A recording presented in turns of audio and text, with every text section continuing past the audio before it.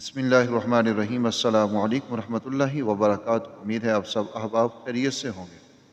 آج کی ویڈیو ان خواتین کے لیے بہت زیادہ اہم ہے جو پہلی مرتبہ عمرہ کے لیے جا رہی ہیں، اور اس کے ساتھ ساتھ پہلے میں یہ وضاحت کر دوں کہ نسک ایپ کے تھرو جو عمرہ کے حوالے سے بات چل رہی ہے، میں نے اس کے اوپر 2 تفصیلی ویڈیوز بنائی ہیں، آپ ان ویڈیوز کو دیکھ سکتے ہیں۔ تو وہاں پر کمنٹ میں 2-3 کمنٹ ایسے آئے تھے، ایک نے کہا کہ یہ فراڈ ہے، اور ایک نے کہا کہ پاکستانیوں کے ساتھ غریب پاکستانیوں کے ساتھ آپ فراڈ مت کرنا۔ تو بھئی اس کی وضاحت یہ ہے کہ نسک ایپ جو ہے یہ کوئی فراڈ ایپ نہیں ہے، یہ سعودی گورنمنٹ وزارت حج و عمرہ ان کی آفیشیل ایپ ہے، اور جو لوگ عمرہ پر گئے ہیں ان کو بخوبی اس کا علم ہے کہ یہ فراڈ ایپ نہیں ہے، یہ آفیشیل ایپ۔ تو اس میں انہوں نے اگر اس چیز کا نکالا ہے قرآن اندازی کے ذریعے کہ جی ہم ایک عمرہ کروائیں گے پوری دنیا سے 30 آدمیوں کو خصوصی طور کے اوپر، تو اس میں کسی طرح کا کوئی بھی دھوکہ نہیں ہے۔ آپ بالکل پورے اعتماد کے ساتھ اس ایپ کے اوپر جا سکتے ہیں، کیونکہ اس میں جتنی بھی خدمات ہیں حج عمرہ کے حوالے سے وہ اسی کے ذریعہ دی جا رہی ہیں۔ جیسے ریاض الجنہ کے اندر جانا ہے تو وہ بھی اسی ایپ کے ذریعے سے جانا ہے، تو اس لیے اس میں کسی طرح کا کوئی دھوکہ اور فراڈ بالکل بھی نہیں۔ آج کی جو ویڈیو ہے اس کے اندر ہم بات کریں گے کہ عمرہ میں خواتین جو ہیں ان کے لیے خاص رہنمائی ہے یہاں پر، خصوصاً وہ خواتین جو فرسٹ ٹائم عمرہ کے لیے جا رہے ہیں۔ چند ایک پوائنٹ ہیں، 10 پوائنٹ ہیں اس کے اندر جو میں نے نوٹ کیے ہیں، وہ آپ کے ساتھ میں رکھوں گا۔ اگر پوری توجہ کے ساتھ خواتین ان پوائنٹ کو دیکھتی ہیں، سنتی ہیں، سمجھتی ہیں تو انشاءاللہ تعالی ان کو بہت زیادہ فائدہ ہوگا۔ نمبر 1، نیت اور تیاری کے حوالے سے۔ عمرہ جو ہے یہ کوئی سیاحت نہیں ہے، ہم کوئی سیر و تفریح کے لیے نہیں جا رہے، ہم کوئی دنیاوی معاملات کے لیے نہیں جا رہے۔ عمرہ یہ عبادت ہے۔ گھر سے جب نکلنا ہے تو نکلتے وقت یہ احساس ہو، یا جب آپ کا عمرہ کا ویزا آ جاتا ہے تو اس عمرہ ویزا کے آنے کے بعد ہی آپ کے اندر یہ احساس شروع ہو جانا چاہیے، اور یہ احساس ہونا چاہیے کہ میں اللہ رب العزت کے گھر جا رہی ہوں، اور یہ میری خوش نصیبی ہے کہ مجھے میرے رب نے بلایا ہے اور میری منظوری ہوئی اور میں وہاں پر جا رہی ہوں۔ تو یہ احساس دل کے اندر ہونا چاہیے، اور پھر اس کے ساتھ اس سفر کے اندر صبر کو اپنا ساتھی بنائیں، بے صبری نہ کریں، اور اسی طرح کسی بھی موقع کے اوپر ناشکری، بے صبری یہ آپ کے اندر نہیں ہونی چاہیے۔ دوسرے نمبر کے اوپر لباس اور احرام کے حوالے سے ہم بات کریں گے، وہ یہ کہ خواتین کے لیے کسی خاص رنگ کے یا کسی خاص لباس کو احرام نہیں بنایا گیا۔ جس طرح مردوں میں کہ 2 سفید چادریں وہ پہنیں گے، یہ ان کا احرام ہے، اور انسلی چادریں پہننا یہ مردوں کے لیے لازمی ہے، سفید پہننا یہ سنت ہے، اگرچہ کسی اور رنگ کی بھی یہ پہن سکتی ہیں لیکن سفید سنت ہے۔ تو عورتوں کے لیے ایسا نہیں ہے۔ بعض خواتین اس میں اہتمام کرتی ہیں کہ سفید رنگ کا وہ اسکارف پہن لیتی ہیں یا عبایا سفید رنگ کا پہن لیتی ہیں، تو ان کے لیے کوئی اہتمام نہیں ہے۔ خواتین کا جو لباس ہے وہی ان کا احرام کہلائے گا، کیونکہ احرام تو نیت کا نام ہے۔ جب وہ نیت کر لیتی ہیں تو جس لباس میں ہیں بس وہی ان کے لیے کافی اور شافی۔ تو اسی طرح لباس میں البتہ وہ ایک بات کا خیال رکھیں کہ وہ فٹنگ والا لباس نہ پہنیں، وہ سادہ اور ڈھیلا لباس پہنیں، اور لباس ایسا ہو جو پردے والا ہو۔ بہت ساری خواتین ایسی ہوتی ہیں جو لباس کے باوجود بھی بے پردہ ہوتی ہیں، تو لباس پردے والا ہونا چاہیے۔ یہ چمکدار اور فٹنگ والے اس طرح کے جو لباس ہیں ان سے اجتناب کرنا چاہیے، اس طرح کے لباس نہیں پہننے چاہیے۔ اور بعض خواتین جو ہیں وہ جو عبایا ہیں وہ اس طرح کے پہن لیتی ہیں کہ بہت زیادہ چمک دمک والے اور بہت زیادہ فٹنگ والے ہوتے ہیں، تو یہ بھی غلط ہے۔ بعض برقعوں کو تو دیکھ کر لگتا ہے کہ ان برقعوں کو بھی برقعے کی ضرورت ہے، اس عبایا کے اوپر ایک اور عبایا ہونا چاہیے۔ اس کا مقصد جو ہے وہ اپنے لباس کو، اپنے جسم کو چھپانا ہوتا ہے، نہ کہ اس کے ذریعے ظاہر کرنا۔ البتہ خواتین لباس کے اندر نقاب نہیں لگائیں گے لیکن چہرے کا پردہ کریں گے۔ اب یہاں پر جب یہ بات کی جاتی ہے تو اس میں بہت ساری خواتین بھی کنفیوز ہو جاتی ہیں، اور مرد بھی بہت زیادہ، کہ وہ کہتے ہیں بھی یہ کیسے ہوگا، نقاب بھی نہیں لگائیں گے اور پردہ بھی نہیں کریں گے۔ عرب میں جو اس وقت نقاب استعمال کیا جاتا تھا وہ اس طرح کا ہوتا تھا کہ اس کو پورے چہرے کے اوپر باندھا جاتا تھا، اور وہ صرف آنکھوں کی جگہ کے اوپر۔ بعض نقاب ایسے ہوتے تھے جن میں 2 سوراخ 2 آنکھوں کے ہوتے تھے، اور بعض نقاب ایسے ہوتے جن میں 1 سوراخ ہوتا تھا دونوں آنکھوں کے لیے۔ اس نقاب سے منع کیا گیا کہ اب تم نے یہ نقاب نہیں لگانا. تو کیا کرنا ہے؟ انہوں نے پردہ کرنا ہے. پردہ کس طرح سے کرنا ہے؟ ام المومنین سیدہ عائشہ صدیقہ رضی اللہ تعالی عنہا سے روایت ہے، وہ کہتی ہیں جب ہم رسول اللہ صلی اللہ علیہ وآلہ وسلم کے ساتھ طواف کیا کرتے تھے تو ہم اپنے چہرے کے اوپر کپڑا جو ہوتا تھا اس کو اوپر کر لیا کرتے، لیکن جب کوئی مرد قریب آتا تو ہم اس کپڑے کو سر کے اوپر سے چہرے کے اوپر گرا لیتے. تو اس کا طریقہ یہی ہے، چہرے کا پردہ کرنا ہے، نقاب نہیں لگانا. اور پردہ یہی ہے کہ آپ سر کے اوپر سے کوئی کپڑا اس انداز میں نیچے لٹکائیں کہ جو چہرے کے ساتھ مس تھا. اور یاد رکھیں کہ جو خواتین کے لیے ہے کہ بھئی ان کے چہرے کے ساتھ جو کپڑا لگے گا تو ان کے اوپر دم آئے گا، وہ 12 گھنٹے کا ہے.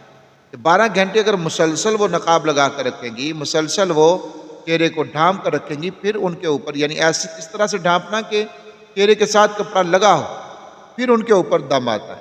اور آج کل جو حجاب کیپ مل جاتی ہے اس کے ساتھ بآسانی دونوں مقصد پورے ہو جاتے ہیں کہ نقاب بھی نہیں لگانا پڑتا اور ان کا چہرے کا پردہ بھی ہو جاتا ہے.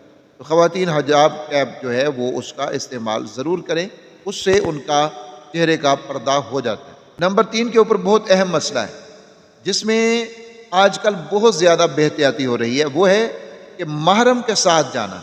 محرم کے ساتھ خواتین کے لیے جو شرعی سفر ہے وہ محرم کے ساتھ کرنا ہے.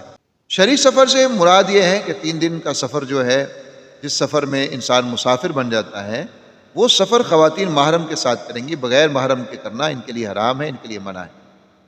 ایک صحابی نے عرض کیا یا رسول اللہ صلی اللہ علیہ وآلہ وسلم، میرا نام غزوہ میں آپ کے ساتھ جا کر لڑائی کرنے میں ہے، میں آپ کے ساتھ جانا چاہتا ہوں، میرا نام لکھا ہوا ہے، لیکن میری بیوی اکیلی حج کے لیے نکلی. رسول اللہ صلی اللہ علیہ وآلہ وسلم نے ان کو فرمایا کہ تم اپنی بیوی کے ساتھ حج پر جاؤ، یعنی وہ بغیر محرم کے جا رہی ہے تو تم اس کے ساتھ جاؤ. اب دیکھیے رسول اللہ صلی اللہ علیہ وآلہ وسلم کی زیر قیادت غزوہ کے لیے جانا، یہ کتنا بڑا مقام تھا اور یہ کتنی بڑی شان، کتنا بڑا امتیاز تھا. لیکن اس کے باوجود رسول اللہ صلی اللہ علیہ وآلہ وسلم نے اس صحابی کو فرمایا کہ تم نے اپنی بیوی کے ساتھ جانا ہے، وہاں پر جاؤ. احرام وہ محرم کے بغیر حج کے اوپر نہ جائے. تو یہ اتنا بڑا، اگر محرم جو ہے وہ اتنے بڑے مقدس فریضے کو چھوڑ کر اپنی بیوی کے لیے بطور محرم کے جا رہا ہے تو پھر موجودہ دور میں بغیر محرم کے جانا یہ کیسے درست ہو سکتا ہے؟ بعض کہتے ہیں سعودی گورنمنٹ نے اجازت دی ہے. سعودی گورنمنٹ کی جو اجازت ہے وہ ان کے اپنی قانونی طور کے اوپر ہے کہ یہاں پر آ سکتی ہیں، تو ان کی اجازت شرعی اجازت نہیں، وہ ان کے اپنے حساب کتاب میں ہے. تو اس لیے محرم کے بغیر ہرگز نہ جائیں. اگر محرم نہیں ہے تو پھر آپ عمرہ کے لیے مت جائیے. اسی طرح حج کا معاملہ بھی یہی ہے، بغیر محرم کے عورت کے لیے حج کے اوپر جانا یہ درست نہیں. نمبر 4 کے اوپر مسجد الحرام اور مسجد نبوی کے اندر ہم نے دیکھا ہے کہ خواتین جو ہیں وہ بہت زیادہ بے احتیاطی کا کام لیتی ہیں. عام طور کے اوپر چونکہ خواتین کو مسجد میں جانا نہیں ہوتا تو جب وہاں پر جاتی ہیں تو وہ مسجد کے آداب کا خیال نہیں رکھتی. تو مسجد کے آداب کا خیال رکھیے، وہاں پر فضول گوئی مت کیجیے، گپ شپ مت کیجیے، وہاں پر بھاگیے مت. مسجد نبوی کے اندر خواتین بہت زیادہ بے ادبی کرتی ہیں، بہت زیادہ بے احتیاطی کرتی ہیں. کہیں ایسا نہ ہو کہ ہماری تھوڑی سی بے ادبی جو ہے وہ ہمارے ایمان سے بھی ہم کو فارغ کر دے. تو اس لیے وہاں پر ادب کیجیے ہر لحاظ سے، کہیں پر بھی بے ادبی کا کوئی ایسا مظاہرہ آپ مت کریں، اور وہاں پر ہمیشہ ادب و احترام کے ساتھ رہیں. اور اسی طرح طواف میں بھی خواتین اس چیز کا خیال نہیں رکھتی کہ ہم نے مردوں سے بچنا ہے. مرد اور عورت اگرچہ وہاں پہ اکٹھے طواف کر رہے ہوتے ہیں، لیکن اس سے مراد یہ نہیں ہے کہ خواتین مردوں میں ہی گھستے ہیں. بہت دفعہ دیکھا ہے کہ مرد جا رہے ہیں اور وہ صرف مرد ہی ہیں، مردوں کا ہی ایک گروہ ہے یا ایک جماعت ہے، ایک قافلہ ہے، 8 10 15 20 مرد ہی اکٹھے طواف کر رہے ہیں، تو بعض خواتین ان کے اندر گھس جاتی ہیں.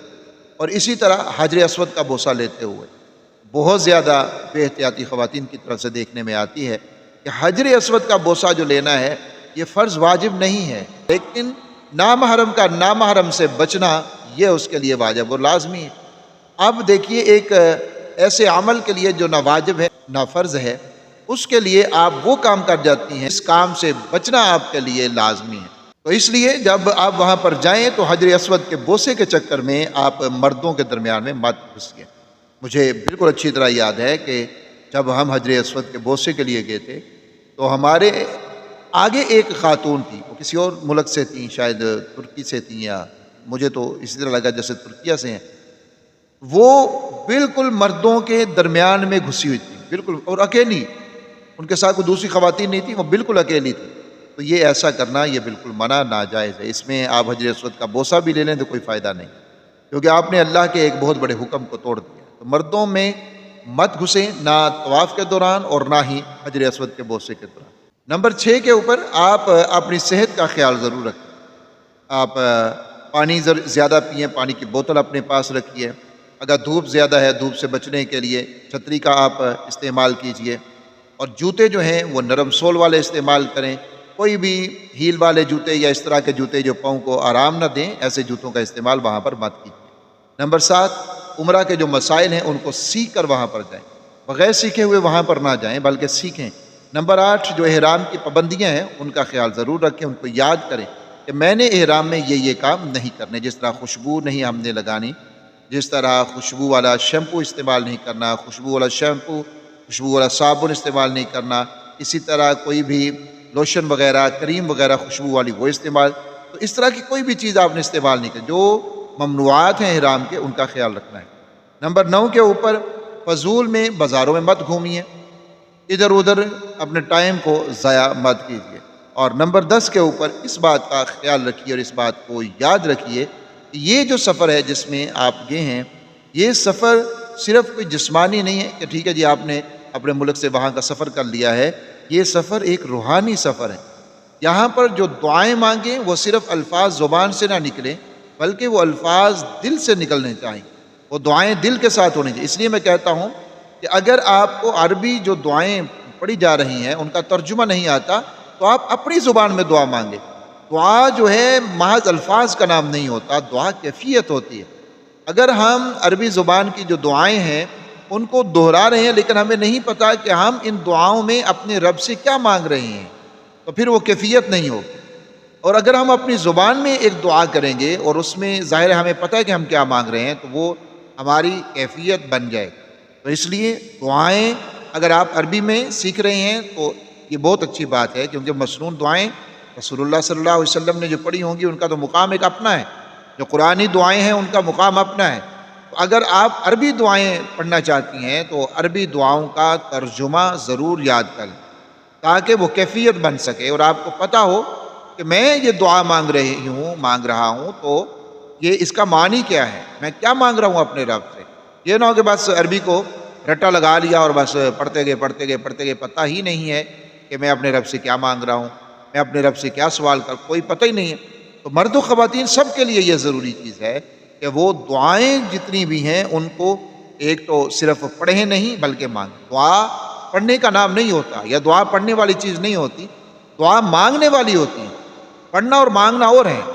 ہم پڑھتے ہیں بس لکھا ہوا ہے پڑھ لیا، یاد کیا ہوا ہے پڑھ لیا، لیکن مانگنا کیا ہے کہ ہماری زبان، ہمارا دماغ، ہمارا دل یہ سب ایک جگہ پہ ہو اور پوری کیفیت کے ساتھ، عاجزی انکساری کے ساتھ، یقین کامل کے ساتھ اپنے رب سے مانگا جائے. اب اس کی قبولیت دیکھیے، میں اکثر یہ بات کرتا ہوں کہ ہم اپنے علم کے مطابق، اپنی سوچ، اپنی فہم کے مطابق مانگتے ہیں جو بہت زیادہ محدود ہے، اور ہمارا رب ہمیں اپنی حکمت کے مطابق عطا کرتا ہے، اپنے علم کے مطابق. اللہ کی حکمت بھی غیر محدود ہے اور اللہ کا علم بھی غیر محدود ہے. ایک چیز ہم نے مانگی، یا اللہ مجھے یہ مل جائے، ہم سمجھتے ہیں یہ ہمارے لیے بہتر ہے، اور اللہ رب العزت کے علم میں ہے کہ یہ میرے بندے کے لیے بہتر نہیں، وہ نہیں ملتی، اس کے بدلے میں کچھ اور مل جاتا ہے. اس لیے دعا کو کبھی نہ چھوڑیں، مانگتے رہیں. آپ کو نظر آ رہا ہے میری دعا قبول ہو رہی ہے پھر بھی مانگیں، نظر آ رہا ہے نہیں ہو رہی پھر بھی مانگیں. دعا مانگنا کبھی بھی مت چھوڑیے. آپ یہاں پر ہیں یا آپ وہاں پر ہیں، کہیں پر بھی تو آپ دعا مانگنا مت چھوڑیے. تو یہ چند چیزیں ہیں جن کا خیال اگر خواتین رکھیں گی تو انشاءاللہ تعالی ان کا عمرہ بہت اچھا گزر جائے گا، غلطیاں ان کی نہیں ہوں گی انشاءاللہ تعالی. کوئی بھی مسئلہ آپ کو عمرہ کے دوران عمرہ کی رہنمائی کے حوالے سے ہے تو آپ کمنٹ باکس کے اندر پوچھ سکتے ہیں. اللہ رب العزت مجھے اور آپ کو وہاں کی مقبول اور باادب اور بار بار حاضر نصیب فرمایا. آمین یا رب.